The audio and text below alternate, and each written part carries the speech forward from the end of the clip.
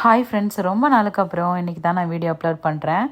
கடத்தருக்கு போயிட்டு செவ்வந்தி பூவு சாமிக்கு வாங்கிக்கிட்டேன். வெத்தலை பாக்கு, வாழை இலை எல்லாமே படைக்கிறதுக்காக வாங்கிட்டு வந்தேன். அப்படியே முள்ளரும்பு பூ கிடச்சிதுங்க. 1.5 வருஷம் கழிச்சு இப்போ தான் வந்துட்டு நான் முள்ளரும்பு பூவே வந்துட்டு பார்க்குறேன். அதுக்கப்புறம் சாமி விளக்கெல்லாம் கழுவிட்டு குங்குமம்லாம் வச்சுட்டு சாமிக்கு பூ அலங்காரம் பண்ணி அதுக்கப்புறம் நான் சமைக்க ஸ்டார்ட் பண்ணிட்டேன். என்னென்ன பண்ணேன் அப்படின்னு பார்த்தீங்கன்னா, சக்கரை பொங்கல், சுண்டல், அவல், அதுக்கப்புறம் பருப்பு வடை பண்ணியிருந்தேன். என்னோடய ஹஸ்பண்ட் வர்றதுக்கு வந்துட்டு லேட் ஆகும் இல்லையா, அதனால் அவங்களுக்காகவே வெயிட் பண்ணிட்டு இருந்தேன்.